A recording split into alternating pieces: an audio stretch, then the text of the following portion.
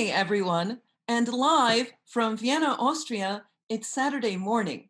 Christ is risen, my friends. How are all of you this week?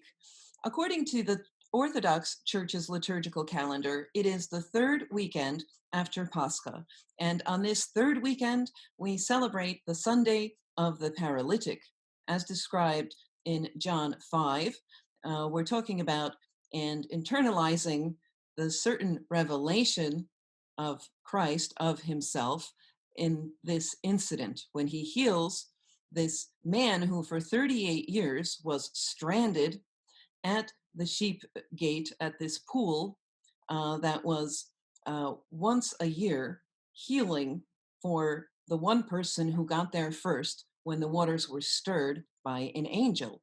So one can say this was a resource sort of available to people, faithful people who believed they would receive healing here at that time, right? But what happens is our Lord Jesus Christ comes and heals this man by his own presence. So the man is healed directly by Christ and not, so to say, benefiting from the resource that was available.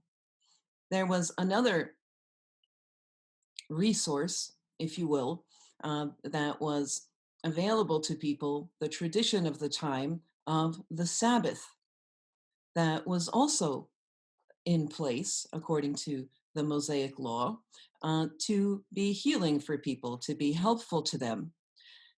The point I want to make, my friends, to glean a certain message for our own situation now in the time of the pandemic. First of all, we do find ourselves stranded in quarantine in many parts of the world, right? As did this man. So I think we can relate a little bit on some level to his situation. But we're also blocked, my friends, from certain resources to which we are accustomed, like going to church, going to that, if you will, healing pool, right? And for many of us, even the opportunity to approach Holy Communion, if not entirely blocked from us, is very limited. Nonetheless, the healing and presence of our Lord Jesus Christ is not blocked from us ever. We do have other ways. I'm not saying that Holy Communion is not an important and central way of communion with our Lord Jesus Christ. Of course, I'm not saying that. However, our God is not a God so limited that he doesn't come despite closed doors, right? And despite something like this pandemic, and also not only our closed doors in the quarantine, but the closed doors of churches, he is not so limited that we do not have communion with him beyond church walls, right? And the various ways of communion include allowing ourselves to be nourished by the word of God. So let's look at the passage just briefly, and then I will introduce to you our delightful guest today, a friend of mine, Dr. Patricia Fann Bouteneff. I will tell you all about her in just a second. Let's look at the passage from John 5. After this, there was a feast of the Jews, and Jesus went up to Jerusalem. Now there is in Jerusalem by the sheep gate a pool, which is called in Hebrew Bethesda, having 5 porches. In these lay a great multitude of sick people, blind, lame, paralyzed, waiting for the moving of the water. For an angel went down at a certain time into the pool and stirred up the water. Then whoever stepped in first after the stirring of the water was made well of whatever disease he had. Now a certain man was there who had an infirmity 38 years. When Jesus saw him lying there and knew that he already had been in that condition a long time, he said to him, "Do you want to be made well?" The sick man answered him, "Sir, I have no man to put me into the pool when the water is stirred up. But while I am coming, another steps down before me. All right, I'm interrupting the quote. Do you see that in this response, I have no man? One can also see, perhaps, or be reminded of the answer of the Samaritan woman, whom we'll celebrate next week. The Samaritan woman says, I have no husband. Does everybody remember that? There is sort of a hole in the hearts of these people that we encounter in the Gospels uh, that oftentimes are seeking in other human beings the sort of be all and end all, I'll suggest to you, of sort of to fill the hole in their hearts or to be the answer, you know. And in both cases, in other cases as well in the Gospels, but here is where we're learning to actually enter into communion with Christ and to let him do what nobody else can. So that's just a little thought there, if it makes any sense to you. Um, Jesus said to him, rise, take up your bed and walk.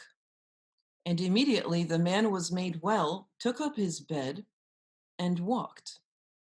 And that day was the Sabbath. The Jews therefore said to him who was cured, it is the Sabbath, it is not lawful for you to carry your bed, and so forth. I'm going to stop the quote there. Let's also carry with us today, everybody, the fact that he takes up his bed, that Christ tells him to take that bed. Wasn't he sick of the bed, everybody? Do you think he wanted to carry that around? Or did he just want to leave it and forget about it? No, Christ tells him to take it and carry it. And I like to see this, my friends, if you'll allow me this interpretation, that we don't simply cast our past, however problematic it might have been for us and painful, we don't just leave it. We do carry it with us. Do you get what I'm saying? We carry with us, and it actually benefits us not to forget where it is we came from. You know, that when we received healing from the Lord, we benefit others by having that memory of knowing where we were before we received healing, whatever form that came in. So that's it about the Sunday of the Paralytic coming up tomorrow. I want to introduce to you now our guest. I am very happy to have her on the show once again, Dr. Patricia Fann Bouteneff. She was on our show actually last week because she participated in our online agape for Mirror Bearers Sunday. And she was kind enough to do an interview with me. I'll tell you about the impressive background of Dr. Bouteneff. She is president and co-founder of Axia Women. That's an online network for and about Orthodox women. And I'll provide a link so you can check out what Axia Women is all about if you haven't heard about it yet. She is a former academic and corporate chief of staff, is a strategic communications consultant, as well as an independent scholar specializing in folklore and Pontic Greek studies. She has a BA in Classics and English from Smith College, and she has a doctorate in Modern Greek language and literature from the University of Oxford. She was baptized when she received the Fulbright scholarship, and as a Fulbright scholar, she was visiting Greece and ended up being baptized in Thessaloniki, Greece. She will tell us more about why she was baptized into the Orthodox Church. And her husband has been on the show, Professor Peter Bouteneff of St. Vladimir Seminary. So you've seen him on the show before. She is the mother of two. So happy Mother's Day to her as well, right? She is the mother of two young adults. Michael, who is 24, is a stage hand and recording engineer and multifaceted drummer. and she has a daughter, Elizabeth, age 22, who is a college senior who studies Russian and philosophy and urban planning. I'd like also to mention that Patricia has served as parish council president at her parish in Yonkers, New York. That's Holy Trinity Church in Yonkers, New York. She's also been active in parishes elsewhere, including Greece and I believe Switzerland. She has been a lecturer. She's taught at Princeton University and at St. Vladimir Seminary in New York. So let's please welcome Patricia to the show once again, and I hope you guys enjoy this interview.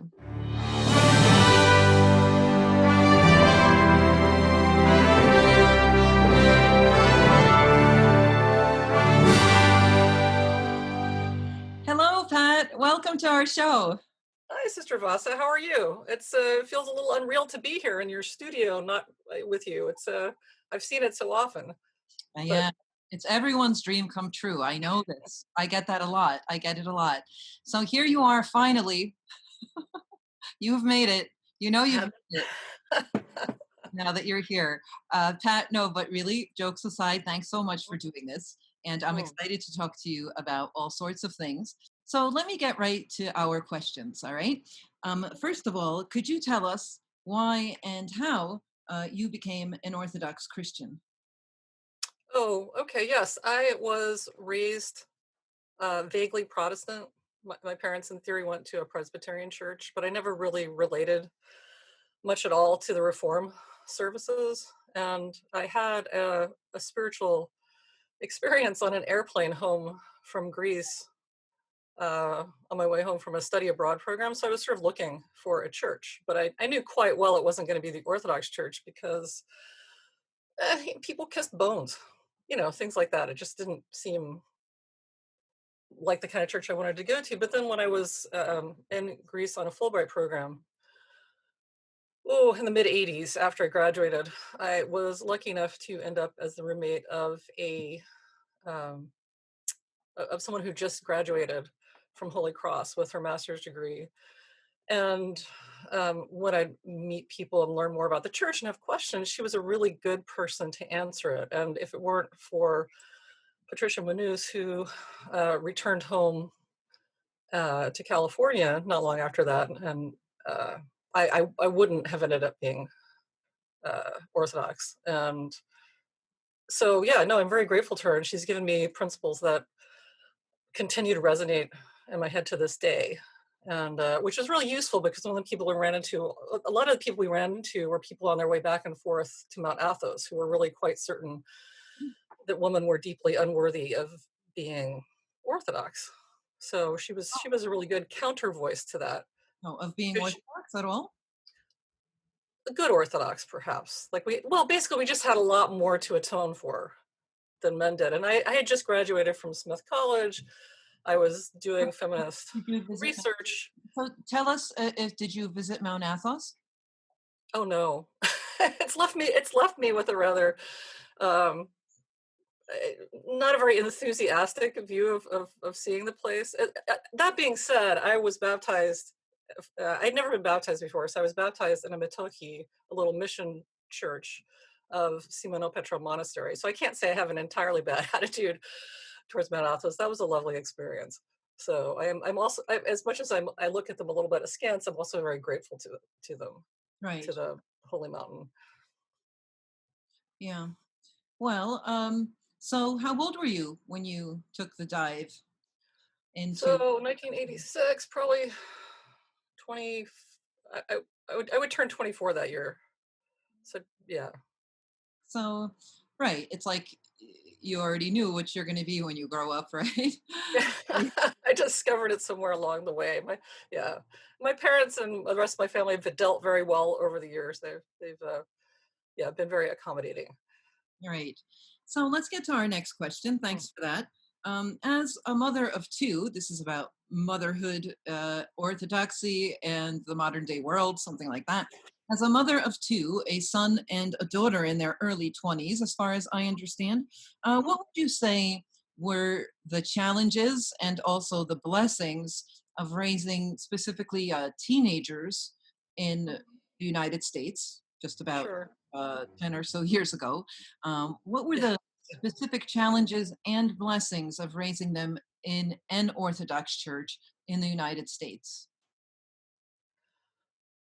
Uh, gosh, I guess I haven't thought about it as uh, blessings and challenges of raising them in the church per se. I think, well, just a little background. Our kids as teenagers went to Yonkers public high school. It's a very gritty urban high school. They were, I think it's 3% white. Yeah, and non-Latino white, and it faces a lot of funding challenges. It didn't have a lot of the programs we would have liked to have for them, but they also learned to get along with people from all walks of life, people of all different sexualities, people of all different religious backgrounds, people of different financial backgrounds. So that's what they were bringing to the table, right? When we're talking about theology and being in the church. And the one thing I know about having teenagers, and I cannot claim to be an expert, I made a million of mistakes. In fact, I could bring my kids in right now and they would be happy to tell you, probably, and list all the mistakes that we made. But one thing I know about teenagers, specifically, what makes them different from normal people, like everyday people, is that they are busy learning to build their relationships, right? They're learning to build their relationships with their friends. They're learning to build relationships with their enemies. They're learning to build their relationships uh, with adults, their teachers, and with institutions, with their schools and with their churches. And those people and all of those relationships are in many ways more important to them than their families, which they're separating from. So you have to be very careful. You're there to advise them, right?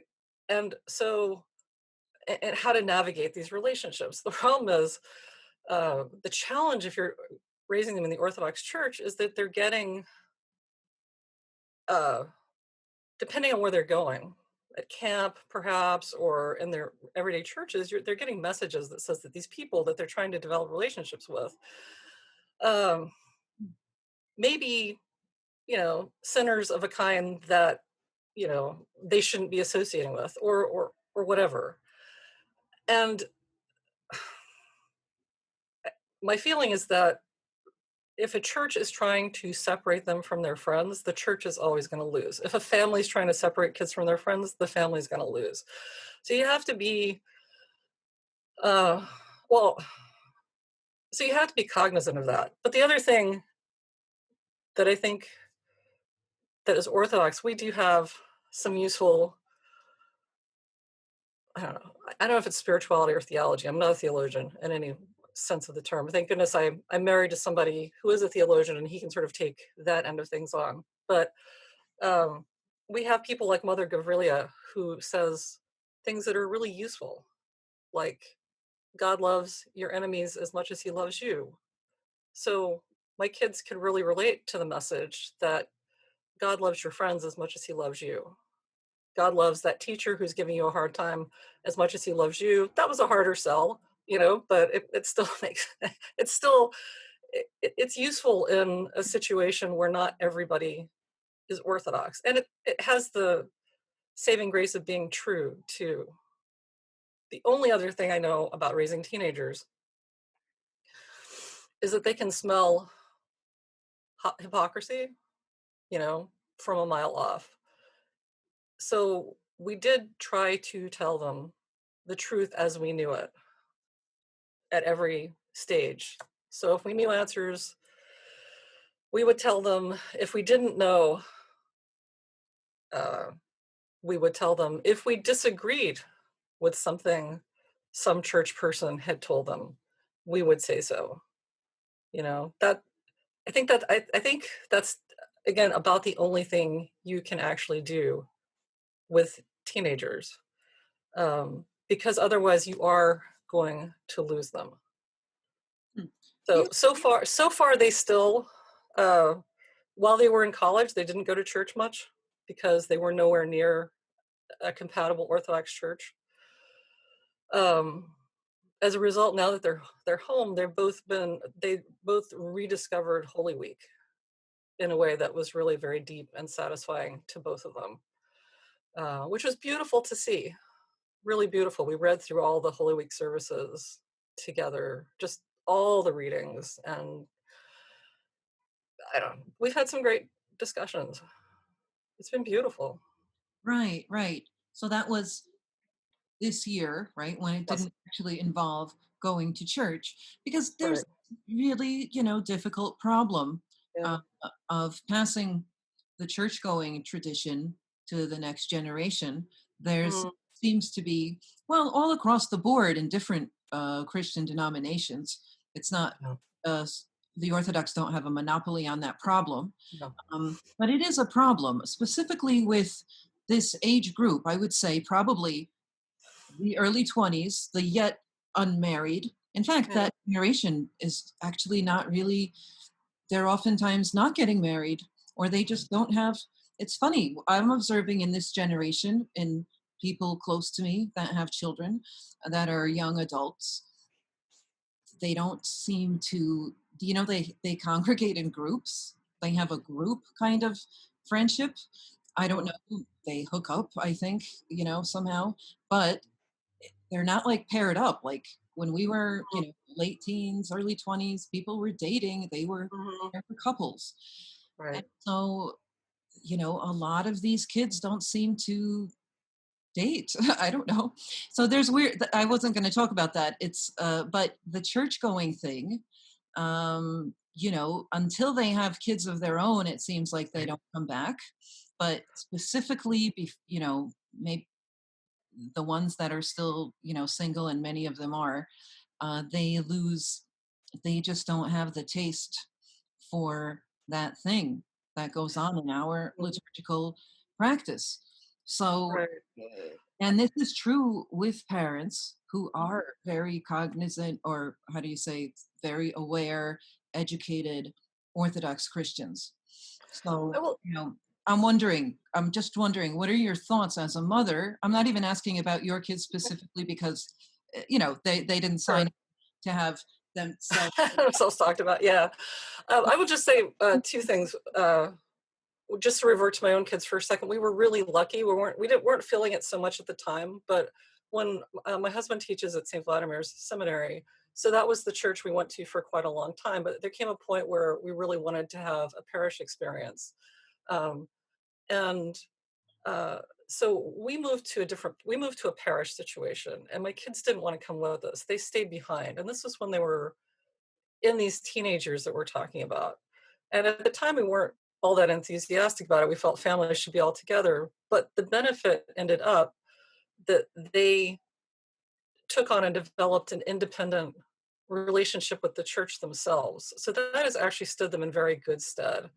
But um, but these days, you know, and they went or didn't go, depending. But because it wasn't us telling them, there was a lot more motivation to go, which was very helpful.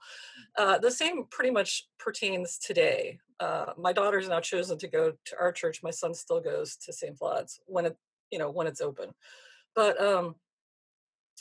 what I've observed about young adults overall, and it seems to stand pretty good stead, is that they're really building their lives and careers, and they're really focusing on that. And in the secular world, more often than not, if they're not in school or graduate school or whatever. And it seems like it's a time to go out there and see how other people are making things work. And it's only when they get married, but especially when they have kids, is when the feeling of tradition and this is how it needs to be done starts to kick back in there. Because they are still getting married. They do still get together. They do still, even if they don't get married per se, they have kids. And there seemed to be something in I don't know, young people's mentality that it's important to start, you know, building this support system of meaning around their kids. So the one thing I would say to most people, if they can, and I have an anxiety disorder myself, right? I'm not somebody who tends to just let things slide or do things, in a kind of loose way. But just trust that whatever foundation you gave them, they're going to end up in a good place that works well for them. It might be the Orthodox Church. It would be really nice. I feel that way. I would love it if my kids ended up in the Orthodox Church. Neither of them has ever dated an Orthodox person. So who knows where they'll end up. But, you know, there's only so much control you have over them. You have to let them go. They have to find their own way after a while. And I know that's easy for me to say right now because both my kids are going to church, but I didn't end up in my parents' church. You know, they've had to deal with that, you know. Uh, so wherever they end up, in my husband's family, people have married Hindus, Buddhists. I think there's a potential Muslim out there. Those have all been really good marriages, Mm. and some of them actually married, I don't know, other Christians. Some of them married people of none, but it somewhere along the way it works out. And I know the ideal for us is for them to be in the Orthodox Church, but somewhere in there, the values are in there, the theology is in there someplace, and all you can do is trust that it's gonna that they and God will sort it out. Right, That's right. Well, I think it's refreshing to hear, a sort of let go and let God in what you're mm, saying. They say that, with the millennials specifically, although I think in your case they're younger than millennials, um, mm, kids. But with the millennials, there's a lot of talk, at least the stereotypical case is that they were overparented. And so that, I mean, it's just the stereotypical extreme, supposedly, probably never exactly true in life, but the mhm, stereotype is that they're overparented, and then parents carry this enormous burden of mm. responsibility. That anything, Oh, everything that happens, the pluses and the minuses of the kids that are already in their early 30s, is their fault. It's what I did. right. Oh, Whereas, right. as if they don't grow and change as we do in major ways as adults. Right. We're formed in important ways. And so the stereotype of the millennial is that they never take responsibility for themselves. Ah, It's always right. someone else's fault, or they need to scrounge off of someone else, or a Mhm. little bit like this. But it's a stereotype. I just wanted to ask about that, about the church specifically, because it is very different and sort of exotic in the context of America, right? Mhm. Orthodoxy specifically. And Sure. so I'm wondering, one can discuss it on and on because, there are probably very complex reasons for it, but it's a hard sell for, to get the kids as teens, to continue going to church Yeah. on Sunday morning on their only free Yeah. morning. Right. Well, And also, how many fellow teenagers are there? That's part of the issue. Like yeah, there's one of the reasons my daughter shifted from St. Vlad's to our church in Yonkers is all her friends either moved away. Basically, there was nobody left for her to be a friend with. right, So it was a desperation move on her part. So, but it's right, again, it's worked out. You right. know. Simple enough. Yeah. Mhm. The thing is, people prefer not to go anywhere anymore. They say, the NFL has the same problem of getting people into the stadiums. They've lost Oh, enormous amounts of money. yeah. Restaurants, because of Yes. takeout, uh, going to church is against the entire culture of just stay in your pajamas and do Yeah. everything from home, you know, and ritual in general, which is actually very healthy. You discover in, Mm, at least I discover in middle age, like it's the only thing that keeps you sane. If you feel like you're right. falling apart, if your food habits, if your sleep habits, if your play habits, all of it is needs discipline, but Mhm. ritual helps us to be disciplined because it's Yeah. very disciplining. You have to stand a certain way. There's a time to sit, there's a time to talk, there's, like you're very sort of regimented. It's a bit Yeah. of a school of discipline, like prayer times. And until you discover that you're falling apart if you don't have it, in a meaningful way, not just Yeah. a way that you can sign up for boot camp or fat camp or whatever. Mhm. They don't call it that anymore, but uh, yeah. So I just want to say, I think I sort of think that the aspects of ritual in general to get back to the basics of what it is and to be able to, Mhm. I don't know, explain it and pass it on. Even the fasting rules, where, Yeah. there's it was fashionable for several decades to consider certain parts of the tradition to be medieval, hypocrisy, almost superstition, and losing sight, I think, of some of the basic human needs that are being met by Mhm. having meaningful disciplines, not just, you can find these disciplines elsewhere. You might even Right. invest and pay a professional to give you a plan to Mhm. put your life in order with these things. You know what I'm saying? But there are traditional means, and I think somehow to be for us to rediscover the tradition in light of also modern day recognition of the health aspects of it, Absolutely. like psychological Totally health. agree. It makes it makes it, yeah. Well, it gives you a framework around which to build the narrative of your life. 'Cause without that, where do you find meaning in your life? Yeah, Yeah. true. And the church supplies that to a large extent. I was interested to say, but I'm going to cut this out, that Mhm. Carl Jung says this, Mhm. that is, I respect him a lot as a Mhm. psychologist.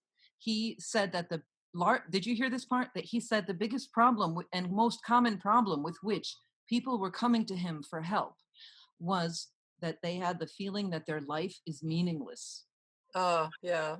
Concretely, like whatever, marital problems, concretely Mhm. professional problems. It was this feeling that it's meaningless. Yeah. That Yeah, dark yeah. pit of, why, what is it all for? You know, um, Yeah, that's the whole middle-age crisis thing, isn't it? You know? Not that you and I would know anything about middle-age crises, but, it's just one of those I really yeah, don't. I don't think, I mean, I know crisis, like it's sure. like one crisis after the other is Yeah. like, it's interesting because it's productive, Mhm. um, Mhm. and I think our church is in crisis in several ways, Mhm. but it's a Yes. productive kind of place to be. It's a crossroads, right? Yes. From cleaning, Yes, it should be, yes, absolutely. Yeah. it forces us to make decisions, something we don't all like to do, Mhm. like adults. And Yes. so that's a good thing. Yeah. But with the meaninglessness, it's really one thing that a person of faith, and I'm not trying to put anyone down, I'm just saying Mhm. that it is a great blessing that really, whether you're having ups or downs, it Yeah. does have a lot of meaning. It's all Yes. adventure. Yeah. I think even if you are a religious person and you have if and you're engaged in a faith that has a lot of structure, you can still have crises. You can still feel like where is God? How come I can't connect with him? What does God want from me? Am I living the life that I'm supposed to be living?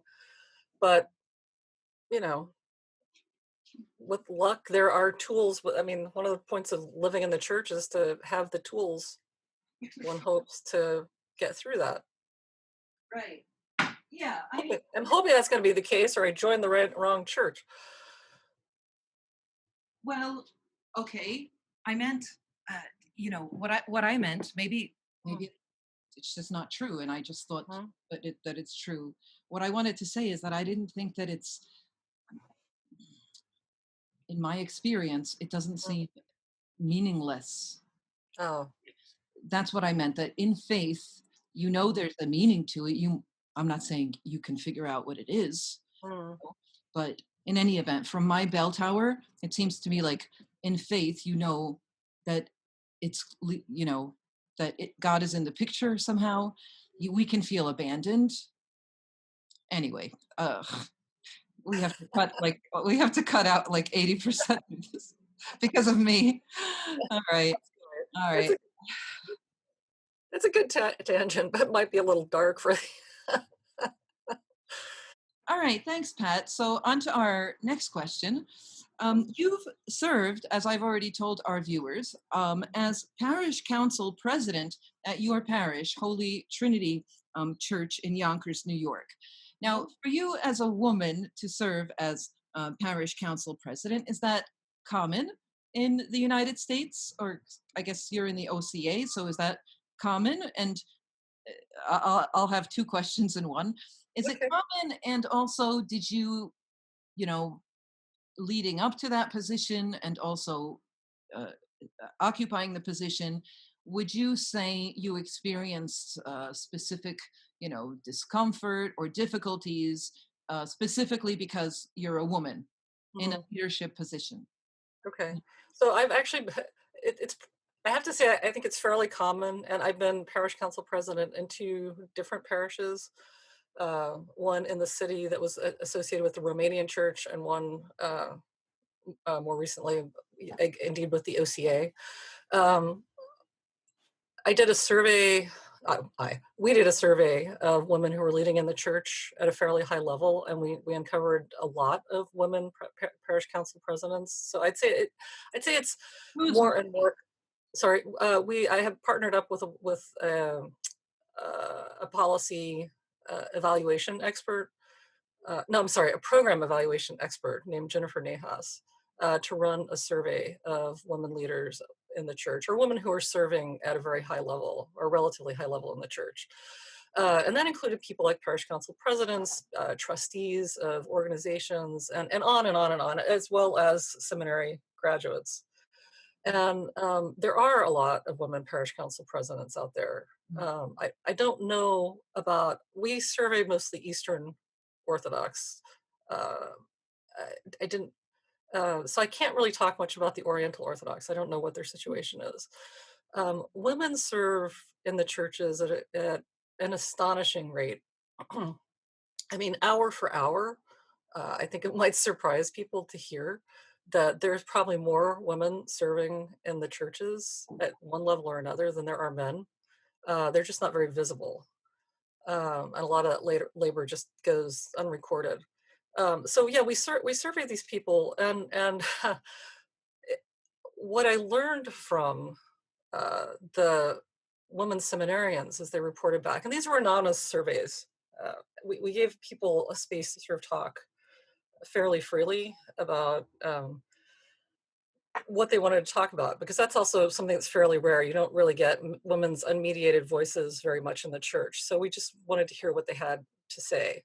And one of the things we learned is how common it is, at least in one of our seminaries. I'm not certain this holds for all of them, but that are the people who are being trained to be parish priests are being trained to see parish councils as the opposition, as not quite the enemy, but as a necessary annoyance, which to my mind is extraordinary. Why would you teach your future priests to have an oppositional relationship with a parish council? I mean, the parish is there. The parish is the permanent structure in which, bishops put priests who, they can pull in and out almost at their whim. I mean, priests come and go. With luck, they don't come and go very often, but it can be that they come and go, uh, you know, with astonishing regularity for some parishes. But if you treat, like, why they're not being taught to cooperate and maximize the talents and the abilities of parish councils, I find absolutely astonishing. That's I'm leaning in that way to say that it's not necessarily easy to be a parish council president because of competing interest in your parish itself, but the priests generally don't seem to be trained to work harmoniously with you. And I don't think that's just a woman thing. I think that guys probably have the same issue. No, but it's very It works. interesting Yeah. for someone, Mhm, coming from not the OCA, because mhm, that's actually very original, I think, the mhm, whole role of the parish councils. I remember growing up in the Row Corps when we wouldn't even talk to, we would cross the street if there was a priest from the OCA walking our way. mhm. I remember Schmemann and Meyendorf seeing them from afar, like they were the evil. I'm sorry, but it's the way it was, Yeah. in our household. The Schmemann was like a bad word. It's so funny to me because I I grew up to love his Mm, writing, and Mayendorf, who's very different speed, and sort of scholarly caliber, but whatever. So what I wanted to say is that we were also taught that there is this democracy, this worldly kind of democracy that's in the OCA that's completely like not orthodox because well, this is during the Cold War, so yeah. everything was really like black and white in the ROCOR then. And yeah, there was a whole ideological split with that ethos of the laity really playing a role. And so to me, I can see, because I heard priestly voices criticizing that structure and telling us as kids that in a parish, it's what the priest says, and the Mm, priest and everybody else has to have obedience, and that's the way it works. So uh, that is a very unique, I think. uh, I don't think it's only the ROCOR. I yeah. mean, I Not would really have to before. study this at length to Mm, say whether this is the case, and to what extent it's the case in other churches. But um, insofar as the OCA and ROCOR are concerned, that's a very interesting, unique thing that's at least amongst those two jurisdictions. mhm, So I'm not aware actually how that works exactly, and I would have to look at the order of the parish, parish, whatever we call it, constitution, mhm, in all the jurisdictions. But I actually think that's a very American and healthy mhm, thing in the OCA, that the laity has that role. On the other hand, because I'm the daughter of a priest, and a lot of my friends are priests, I sort of sympathize with a priest who doesn't perform sufficiently for the parish. I've seen parishes where they have a priest sent to them, say in the Greek archdiocese, a priest, god forbid he's like a convert and not Greek, yeah. and then Yeah. you just sort of eat him up because he doesn't do this correctly, his wife Right. doesn't dress properly, they don't he doesn't pronounce, he crawls, he does everything to try to celebrate in Greek and stuff, but he has an Right. accent, whatever, and I sympathize sometimes with priests who have to be, they're like, to me it's weird for them to be like working for, I understand that he should be in the service of the Mhm. people. On the other hand, it's like he's employed and he could be canned at any moment, even Yeah. for things that are actually not that fair I to think it's so hard to match a priest with a parish effectively. I mean, at least I don't know how it works elsewhere, but in the United States, you just hear of parishes that go through priest after priest, and sometimes it's a parish issue, and sometimes it's a priest issue. Um, I don't know the answer to that. I think what I have noticed, anyway, I won't talk about what I've noticed in terms of, I do, as far as I can tell, I think it does work best when the parish and the bishop have a really good working relationship and there's a lot of thought, uh, and the parish gets to meet and talk to a number of parishes, less like an employment situation and a little bit more like a marriage situation, because it is like, unlike employment, it's a little bit more like, is this going to work? Is he going to work for us? And will we love? Do we think we can love him? Do we think he can love us? How does his family fit into this? Are we going to be able to love them? And will they feel comfortable with us? It's not. I don't think there's a one size fits all no, way to make it work. And it's not like there's a huge number of people, huge pool of people to choose from either. right. So Ideally it would be, in an ideal world or church, you would choose one from amongst your own parish to right. become a priest.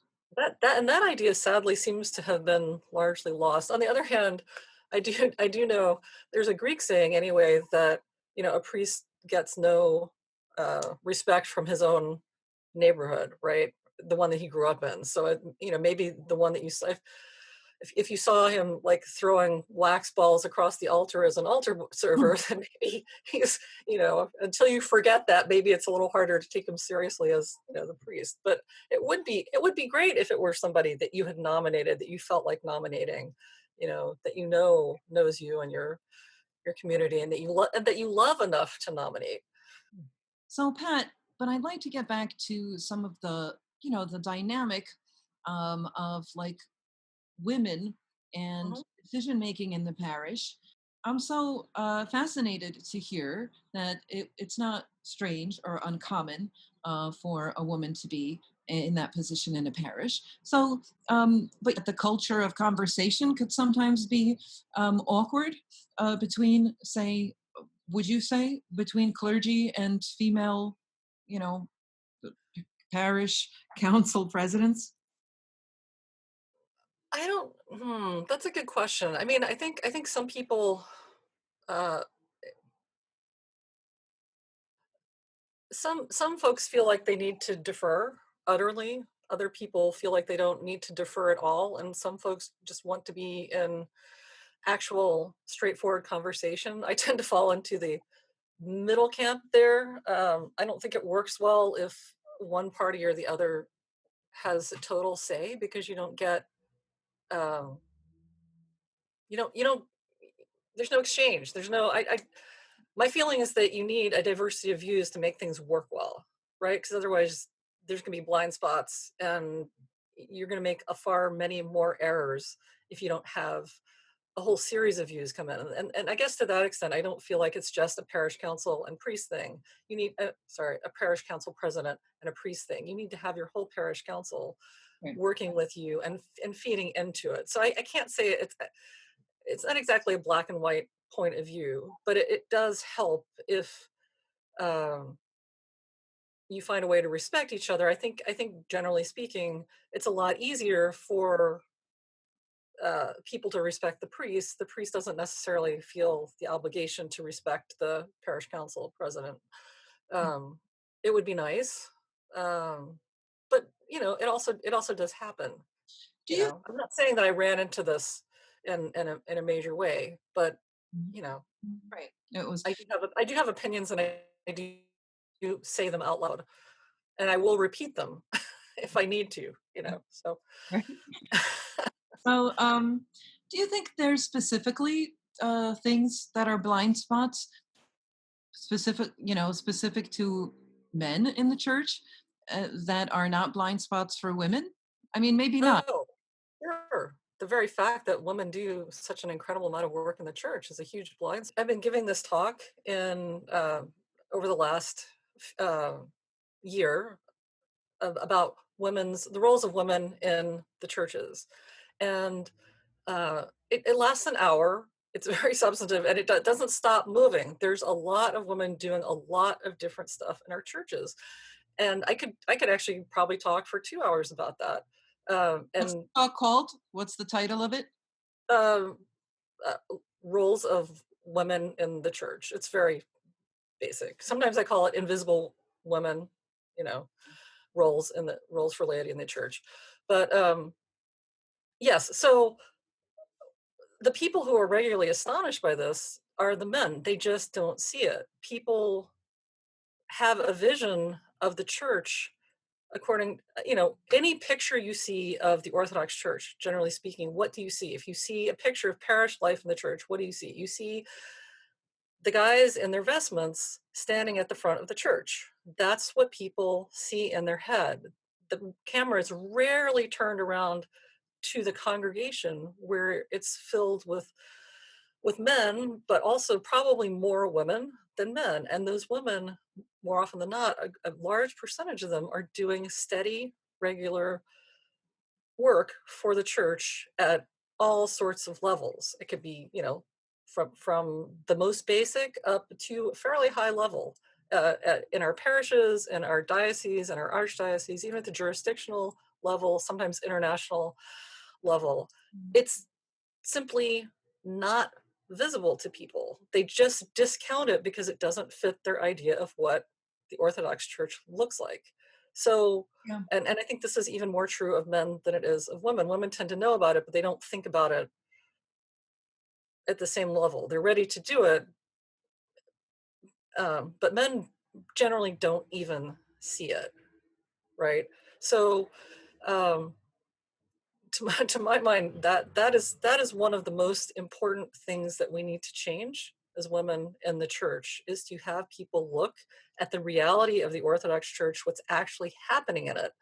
And what's actually happening is that, you know, whether or not women can be ordained, we do an astonishing amount of the actual work of being the church. And it takes a tremendous amount of work to be and maintain the church. It would not exist, especially because mostly these are volunteer positions.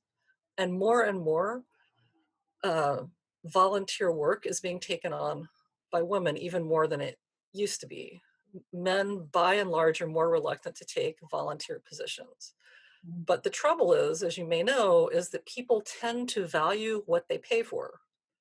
So volunteer work, even more than ever, has it, it has even less of um, is even less valued anyway. Right, right. So that's where we are. But the fact of the matter is, you again, you need to value what you have. I think if people just admit, actually see it and recognize it for what it is, valuable, we could make some strides. All right. If it's okay, I'll ask you one more question, Pat. Tell us about Axia Women. What is this? And I believe you founded it. So just tell us all about it, why you created it, what it's about, and for whom is it created. Thank you. I would be glad to. And as you might be able to tell, Axia it's a network by, for, and about Orthodox women in the service of Christ. We are United States based. We are pan Orthodox, which means both Eastern and Oriental Orthodox.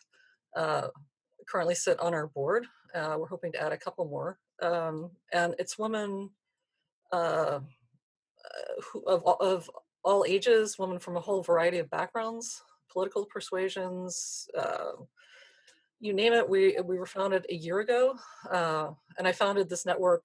I was probably the instigating force, along with uh, the woman who I ran that survey with, because Axia really grew out of that survey. One of the most common things that we heard from that survey is that we need a network. We need to be able to get together and support each other, because Orthodox churches in the United States are fairly scattered. Right? There's no, generally speaking, outside of a very few places, uh, Orthodox are really diluted in the community. And it's even more true for women, and for women who are working at a reasonably high level in the church. So we just heard this said over and over again through that survey. And because of that, um, Jennifer Nahas and I, and some other people like Ann Wilkinson and other members of our board, I don't want to list everybody because I'm going to forget somebody. Um, we came together a year ago. Actually, we're about to celebrate our 1 year founding on May 11th. And then we went public in September. Uh, so the network is an online network at the moment because the United States is vast, and we don't yet have the capacity to build out a network on the ground, which actually turns out to be a fairly useful thing at the moment, given how if we had pushed out on the ground, we would be back online anyway. Is it a website? Is it a Yeah, Facebook so we're at the, page? What is it? so, Is it a website? Is it a Facebook page? oh, What is it? yes. So, Where does okay, one find it? I would like to know. okay, you can find us on Facebook and on Instagram. We also have a website. It's axiawomen.org. You can find We'll us at provide the link here. We'll provide. okay. And we're as Axia Women on Facebook and Axia Women on Instagram. So far, we're hoping to add a few other social media sites in the not too distant future. We have nearly 1,000 followers on those two sites, on those two platforms. Um, we run a blog that appears every Friday. It's focused more on everyday life as Orthodox people than on theology or on church politics. There are other sites that do those very, very well. We'd like to fill a space that's more for everyday people, um, because most everyday women in our churches are less focused on theology than on like how to make things work on an everyday level. We run a series called Woman of the Week. It appears throughout the week. We spoke, and it's probably my favorite thing because it allows us to celebrate the women who are doing amazing things in our communities, and they're the women that we admire very much. We do take, um, we haven't been taking in a systematic way suggestions, but it's often our Women of the Week suggest other Women of the Week, and we have just loved bringing them to the fore and just shining a little bit of light on some of these people who are otherwise invisible in the church. It makes me really, really happy. It's my favorite thing. Anyway, if you get a chance, you haven't run across them before, take a look. They show up both on our website and on Facebook and Instagram. Um, Yes, on a weekly. everybody, check it out. Check out these links. Go there today. Do not hesitate, everybody. Now I'm being like Oprah. Do it now. Do it now. Look like you'll start giving out Cadillacs soon too, right? Except I'm Oprah without handing anything out. Oh no, maybe people can. We can't. I discovered we can't send any packages. People have ordered books, and I can't send them to the States. I didn't realize that was one of the COVID restrictions. Just like I can't travel there. But anyway, you can win this chocolate bunny, everybody. If you go there, how will I know that you went there? I don't know. It has to be an honor system. If you want to win the coveted, we're going to call him the coveted chocolate bunny. Then go today to Axia Women. Tell Axia Women, tell your friends about it. All right, and support this network. Lovely. Can I tell you a little bit about what our future might look like? I've stopped. Go ahead. Okay. So that's what we've been doing to date. We are on the verge of building out our actual network and building out a membership for people to actually join, and those people will both be able to be part of um, that network, but they'll also be able to participate in upcoming events and discussions and other activities. And what we have planned for the fall, in any case, are online panels with um, sets of experts throughout the fall and winter and spring. And those panels will include subjects, I'm trying to think, women's leadership in our churches. We'll be talking about balancing faith and society. We'll be talking a bit about, one session will be on digital and online ministries. It's a very hot topic right now.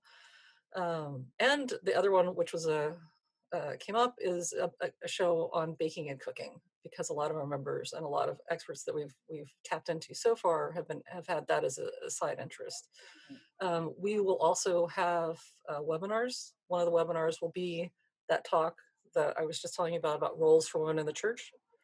And then we have a couple of people who are pilgrimage experts, and we'll be asking at least one of them to do a webinar for it. One of them does a regular series for the store when it was open, REI, recreational equipment.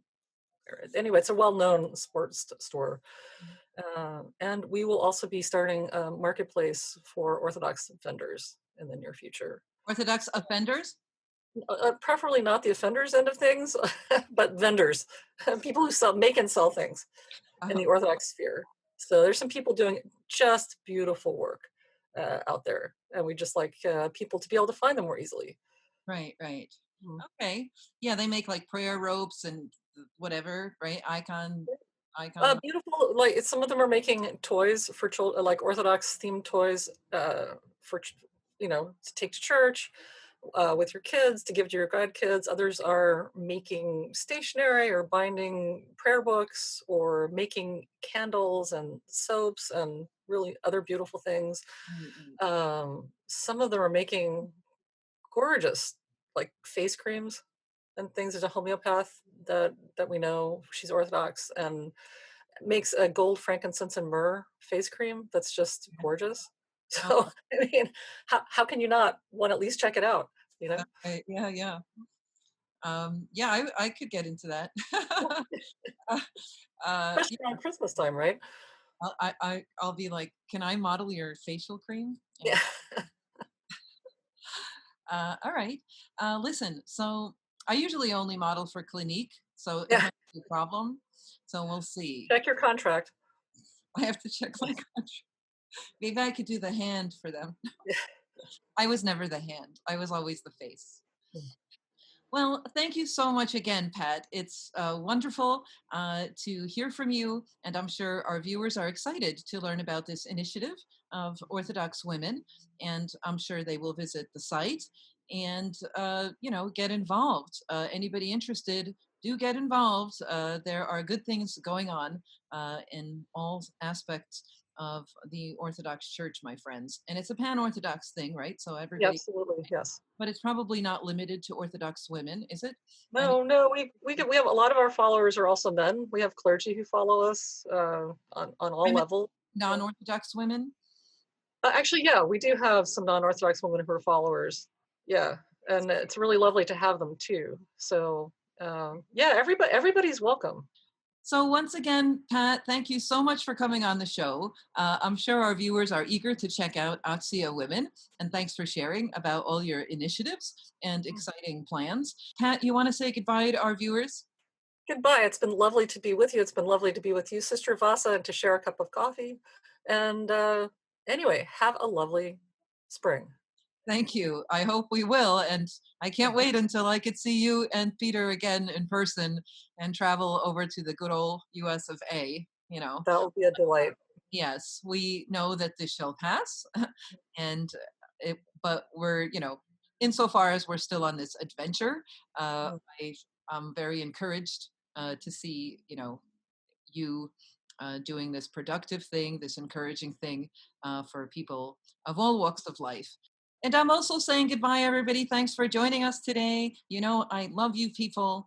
Sign up for our weekly audio podcast if you haven't done so yet, because if you haven't, and you know who I'm talking about, you are the only one who hasn't. You're being left out. So sign up. You don't want to be left out. Sign up, patreon.com/Sister Vassa. Bye, everybody. I'll see you next week.